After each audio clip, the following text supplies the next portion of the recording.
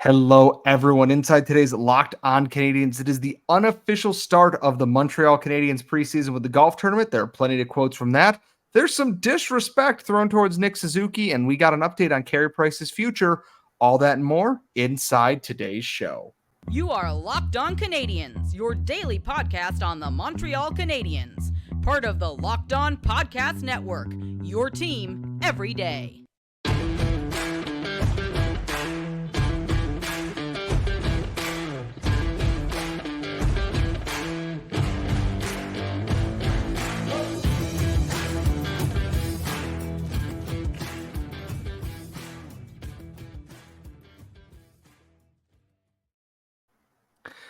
Hello, everyone, and welcome to episode 911 of Locked On Canadiens. Today's episode is brought to you by Jace Medical. Empower yourself when you purchase a Jace case, providing you with a personal supply of 5 antibiotics that treat 50-plus infections. Get yours today at jacemedical.com. That's J-A-S-E medical.com. Please consult a physician beforehand. We are your daily Montreal Canadiens podcast. We are, of course, Locked On Canadiens. I am one of your hosts. I am Scott Matla, and I'm joined by my co-host, the active stick, Laura Saba. And remember, you can find us wherever you get your daily podcast, Google, Apple, Spotify, or if you are watching us on YouTube as well. We are going back up to 5 shows a week next week, right after the Rookie Showcase ends, which I got confirmation today. I will be there at the Rookie Showcase. I will have plenty of fun content for you on that before I head to New Hampshire for a work trip. So don't worry, we will have all the reactions to that. And now I have talked it for a lot. And Laura, the golf tournament for the Canadiens is always that unofficial start of the preseason when everyone is back together again and we see everybody hanging out. We play, who the hell is that guy in the team photo? How are you doing as we get ready for actual hockey here? It's exactly like you said. It's the unofficial start to the season. And it's like after a couple of months of really not a whole lot of news about the NHL people. It's usually about the draft and the prospects, any free agents that will come to town to kind of take their pictures, do a couple of social media things for the team and all of that. But like the golf tournament is really the one where you're going to see the coaches, you're going to see the owner, you're going to see management, and you're going to see the NHL players that you can't wait to watch in October. Yes, and we did get some little tidbits. A lot of teams have started to name their leadership cores, their new captains, in case of the Winnipeg Jets and the Vancouver Canucks, etc. The Canadiens made their announcement at this tournament about who their leadership core is, and of course, Nick Suzuki is still proudly wearing the C for the team here, and we will get into a former coach's quotes about him in our next segment here. We are not happy with all things surrounding that. Brendan Gallagher will wear one of the A's, and joining him this year with Joel Edmondson traded is Mike Matheson, who is entering his second season with the Montreal Canadiens.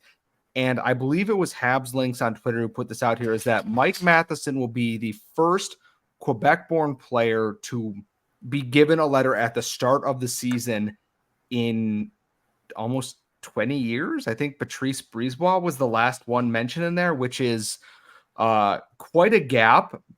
And we've talked ad nauseum on this podcast about, the connection between the Quebecois fan base and the Montreal Canadiens and et cetera. But honestly, this doesn't feel like it's we're just going to do this to, to placate fans. And I mean that in the least harsh way possible. This is the right move. I think last year, Mike Matheson truly endeared himself to the Canadiens with his play and what he did in the community, even though he didn't play a full season. This is a leadership core that makes sense. You have a little bit of the past. You have Brendan Gallagher, that guy bridging the gap there, Mike Matheson, and then you have the future. You have Nick Suzuki in there. And they could have named it Josh Anderson. They could have said David Savard, and I wouldn't have blinked an eye at that. Hell, they could have named Cole Caulfield an alternate. That might have drawn a little bit of consternation, I'm sure, but they would have said he wasn't ready.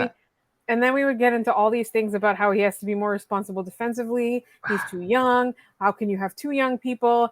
All of that. So you know what? I think Mike Matheson is probably the literal best choice there was out there.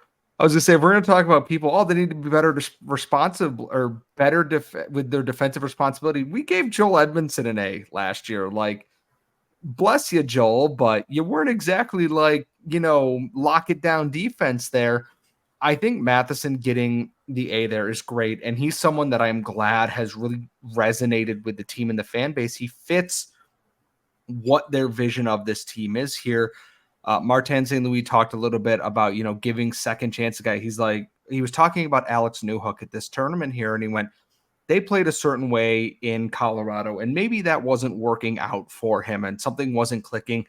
I want him to, forget what he was doing there and learn and, play up to his potential here and get that fresh start. It's basically a clean slate to start and, build your game again. We've seen it with Kirby Dach, and I'm hoping that Alex Newhook is that next guy here. And it's hard to not be excited when you hear coaches talk about, like, I don't want, for us to trade for this player and just try and jam square peg into a round hole. We want to shape them in a mold that fits this team here. We're not going to force things here. We want them to play comfortably. I love the approach to the Canadiens to this, is that it is not forcing an issue. It is working with a player and building a player. It is not tearing it down and hoping it works afterwards. And I got to say, it's a very refreshing approach for players here.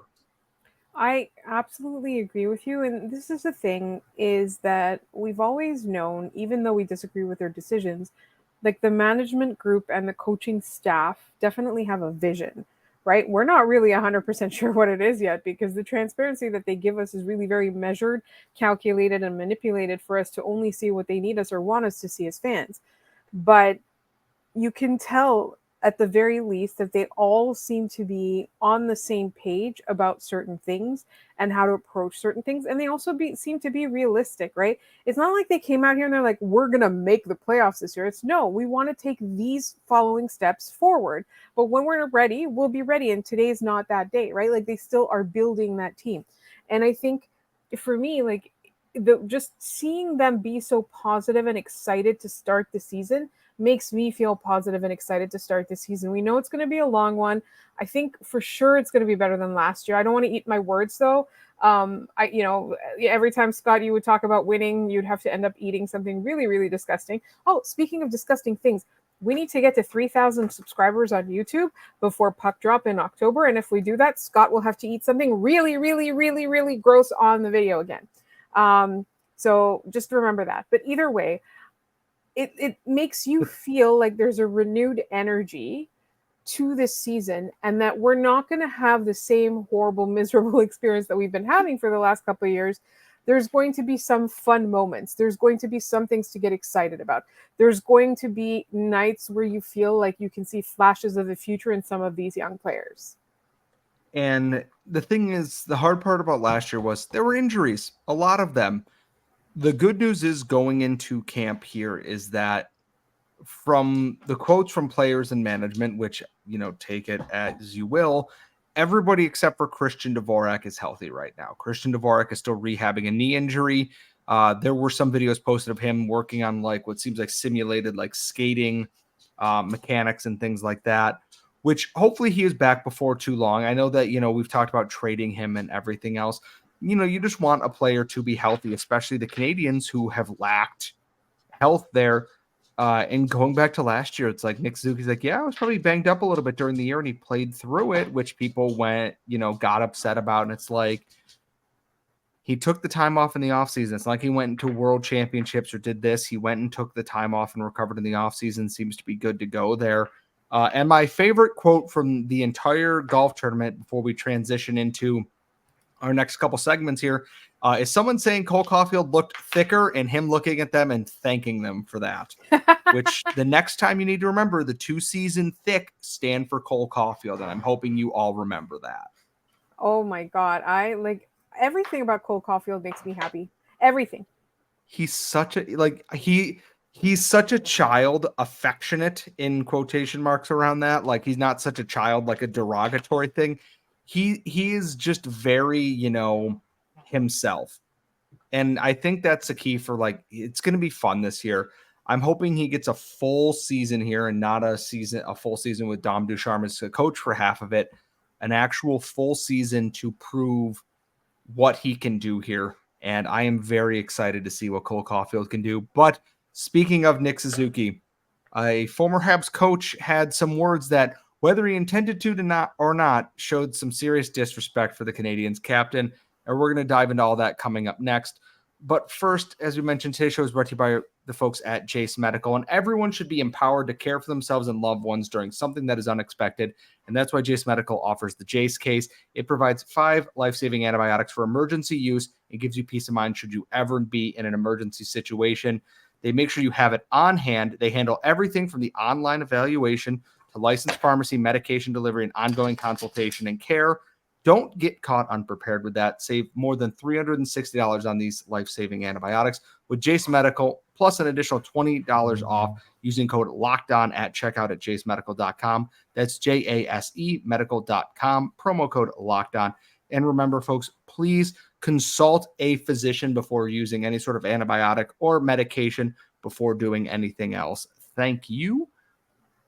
And we are back here at Locked On Canadiens. And originally, I didn't really want to talk about this because it felt a little rage baity in terms of things. But when I look back at it, I think there's a very important discussion to be had here in that Stephane Waite I do not know where the interview was off the top of my head because I did not listen to it. I only saw the quotes afterwards, is that they were talking about the Canadiens this year. And he said, if you look at that room, you know that Brendan Gallagher is the real captain of this team. And I understand building up a guy who has been there since you joined the team as a coach. And you've seen Brendan Gallagher at his peak, and you were there a long time with Brendan Gallagher, as part of that team. And Brendan Gallagher makes a great leader on this team. I don't think anyone would dispute that. What kind of bugs me is that you are basically cutting Nick Suzuki off at the knees for no reason. And I don't understand it. What is this trying to do except for grabbing headlines? It feels very insanely disrespectful to the Canadiens captain for no reason. Like, I don't think Nick Suzuki did anything to you personally. So why are you, I don't want to say lashing out, but why are you kind of just throwing him under the bus here? If you asked Brendan Gallagher and you asked Mike Matheson, you asked anyone on this team, they'll tell you Nick Suzuki's a good captain. And it irritates me. It really does, because we haven't even started the season yet. And you've got talking heads who just kind of want to undermine what Kent Hughes and the Canadiens and everyone want to do with this team. And I'm just not here for that right now. All right, let's talk about this for a second. Nick Suzuki made the Montreal Canadiens in the fall of 2019. Stephane Waite was fired in 2021. So how much overlap was there, first of all? At the time that he was here, Shea Weber was the Canadiens captain. I think that's really, really important to talk about, because Shea Weber is the kind of person, it's the kind of NHLer that, whether or not he deserves it or not, the legend of Shea Weber is there as one of the great leaders of the modern NHL or whatever. We talked about Shea Weber. We love Shea Weber. He and Eric Stahl basically dragged the Montreal Canadiens to a Stanley Cup final with Carey Price's help and Corey Perry and all that. I'm just saying, I have no problem with Shea Weber, but the captain at the time that Stephane Waite was there was not Nick Suzuki, and Nick Suzuki was one of the newest and youngest players on that team, and he was already exhibiting leadership skills.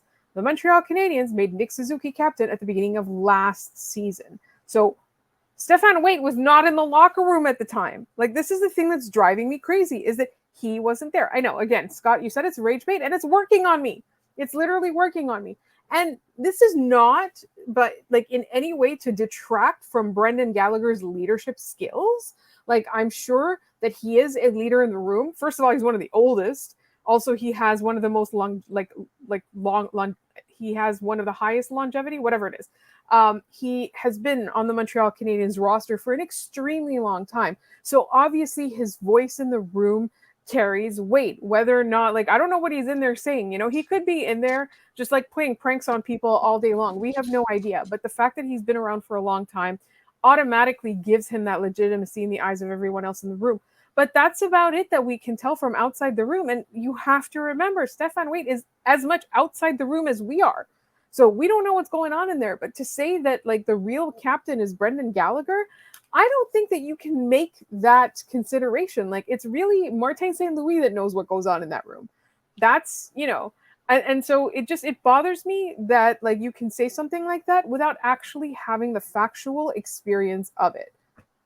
And here's the thing about it too, is that I look at Brendan Gallagher and I go, this is a guy who followed kind of Nick Suzuki's path up here. He was a young guy on this team coming out of, some bad seasons, helped them get back to where they needed to be, was part of a really young core that was kind of taking over the team with some of the vets there.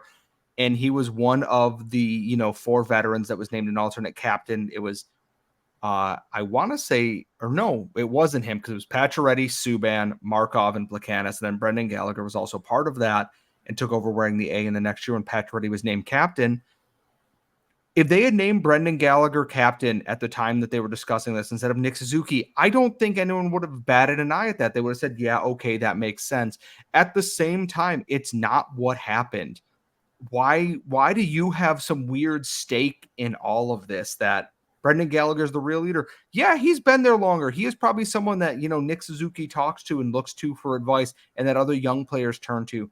Same with Mike Matheson and same with Joel Edmondson and same with David Savard and Jake Allen and every other veteran on this team.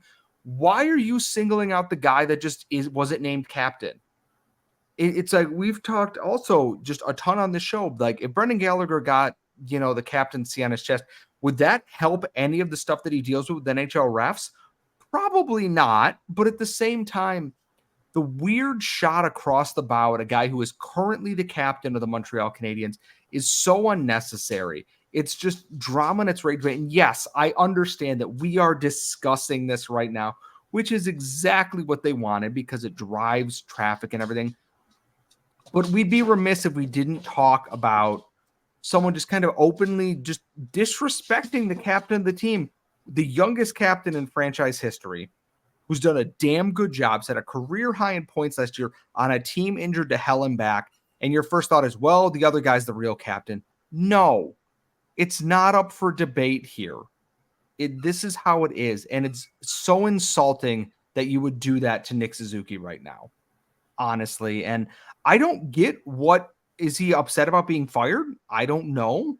But this is such a weird way to like get back at the Canadiens by like just trying to undermine, the new regime and the new like look of this franchise here. It's frustrating and it's dumb and I just don't like it. There's no point for it and there's no place for it. And the players would probably agree with that. The players have probably seen this quote and everyone's kind of like, well, this is dumb. No. And I'm sure they've probably been asked off the record about it. And they probably would say the same thing. It makes everyone look bad across the board. Yeah, I absolutely agree with you there. And I honestly, truly think that like there was really no point in doing this. There's absolutely no point in like, it's either to get attention. Like obviously rage bait is like, it's one of the purposes sometimes of people reporting this or whatever. And you're not going to have him on if he's going to be boring. You're not going to interview the guy if he's going to be boring. You're hoping somebody somewhere says something like that. So then you can talk about it for a week, which is exactly what we're doing right now. It just really bothers me that there didn't seem to be any purpose to this. Like you're not going to get a job out of this. Like sometimes former coaches, former GMs or whatever, they go on the air, they become broadcasters and they heavily lobby for their next job. This isn't even that. This is just talking. Yeah, it's just so there's no reason to prompt this. They haven't played a game yet. Anyways, obviously sound off in the comments below. If you have further questions or you just have thoughts on this, Laura is handling the mailbag episode at the end of the week on her own because I am unfortunately tied up with work projects out of town. I will be back with the rookie tournament stuff. Don't worry about that. You can tweet us at @LO_ or post us whatever I'm calling it tweets because otherwise it's stupid and dumb, or email us at lockedoncanadians@gmail.com. We'd love to hear your thoughts on this whole non-issue with things here. But coming up in our final segment, we got a Carey Price update and we are sad, and we will dive into all that coming up in our final segment. We are back here at Locked On Canadiens. Remember to send in your mailbag questions at @LO_Canadiens, lockedoncanadians@gmail.com, or in the YouTube comments. Just don't be a jerk. Simple as that. It's really, really easy. Just don't be rude. one of the big storylines going into the golf tournament and going into basically anytime he makes a public appearance is, what's Carey Price up to these days? And he was hanging out at the golf tournament. Him and Jake Allen were sharing a golf cart, seemed to be in good spirits. And he had he answered a good chunk of questions. And I think the money quote here is, and I'm going to take this from Stu Cowan here as soon as I find my tweet. Someone asked Carey Price about his knee healing well enough for him to ever play hockey again. And in Carey Price's own words, it's just not going to happen. And that's just, it's sad. I mean, sad. We knew it. We knew that was happening. I don't think, it just makes us sad to hear him say it. And the follow-up to that is, they asked him, would he work in the front office with the team? How does he want to stay involved with the team here? And he said he'll do what it takes to, to help out this team. He is going to retire a Canadian. He's going to be a part of this Canadiens organization here.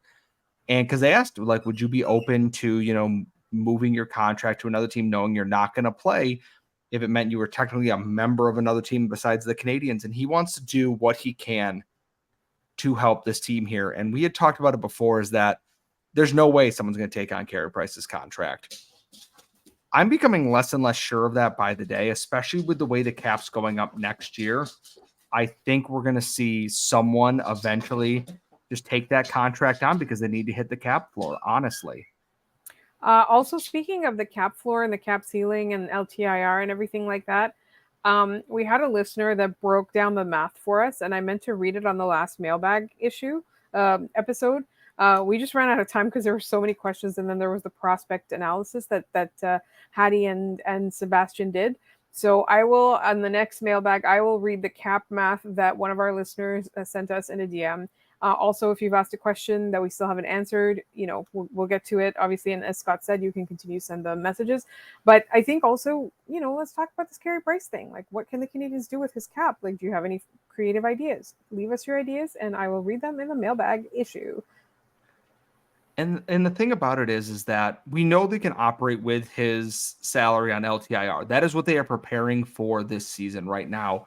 And Kent Hughes, John Sedgwick, and Jeff Gordon, everybody involved here, are doing what they have to this year. And and I don't think he's going to outright retire just because, it's $10.5 million. It's, I get it. I wouldn't leave $10.5 million on the table either. We've talked several times about how we knew the end of this was coming here, and him saying it's just not going to happen. It has to feel so deflating because we know Carey Price is competitive. Look at everything he played. He literally played to the end of his career on that Stanley Cup run. And he talked about his favorite memories here being the excitement in the city and walking out of the building and seeing and feeling that excitement in a Stanley Cup final here. Carey Price has seen everything as a Canadiens goaltender. He's seen the highs, he's seen the very lows, and he nearly saw the summit. 3 games short of the summit. So close. And it does break my heart that they were never able to get him a ring. And I hope they add him to the front office like we had talked about as some kind of ambassador, whether he works as a goaltending coach or a scout or something like that in the future. It's one of those things that we knew the ending was coming. We knew the end was coming with this. And yet it just stings so much on the inside there that to have him, not just say, we're taking it and see how things are going and doing this. It's just that the answer now is it's just not. It's over. The hope and everything is we're done here at this point. So it's so sad. I literally just pulled up the quotes and I was looking at them and I'm like, oh, I'm so sad. But I think, this kind of also puts a bookend on the Carey Price era, and it's time for the Canadiens to kind of move into the next great goaltender era. And I'm glad that they're doing it now in an era where goaltenders are not being paid such a high proportion of the cap, because we argue about this stuff all the time. Like, there could be the best goaltender in the world, is still one position. You're tying up a lot of your cap in one position. So I'm glad that like we're moving into that kind of era and teams are learning their lesson. We're also moving kind of into a 1B 1B era. That's kind of what everyone's aiming for, even if they're not successfully executing it. It's a sad thing, and it's sad for him. Like, his passion. This was his passion. That this is something that he takes pride in. And I just wish that they could have gotten him a Stanley Cup at some point when he was still playing. Sorry, my dog has decided that she needs to be sitting 3 inches from my lap the entire time while I'm recording this. And that's, I think, the important part here is that it is the end of an era. It is no longer Carey Price and the Montreal Canadiens, which is, how long, how many years was it that we talked about? It was, PK Subban and Max Pacioretty, Brendan Gallagher and Alex Galchenyuk.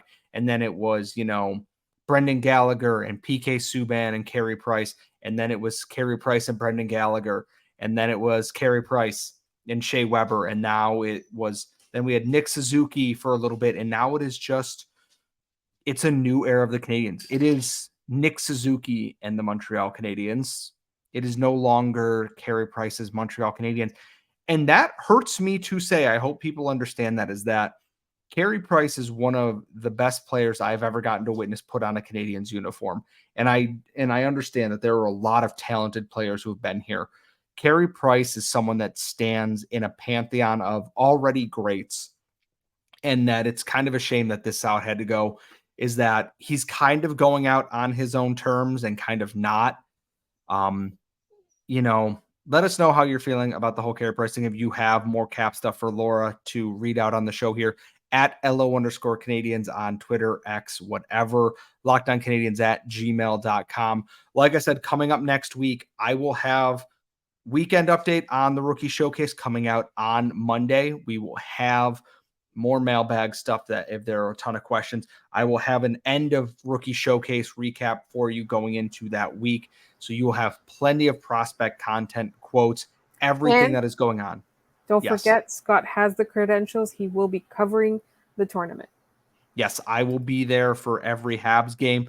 Might stick around for a few of the other ones just to watch, because who doesn't love some hockey? If you are going to be there, feel free to come say hi. I don't bite unless you startle me from behind, but it's going to be a good time. I know everyone loves their prospect content. We're going to get a ton of that coming up there. And we go back up to 5 episodes a week next week. So please make sure you subscribe. Tell all your friends. Let us hit 3,000 subscribers soon as possible. And remember, follow us on Twitter at Scott Matla, at The Active Stick. And we will see you all next time.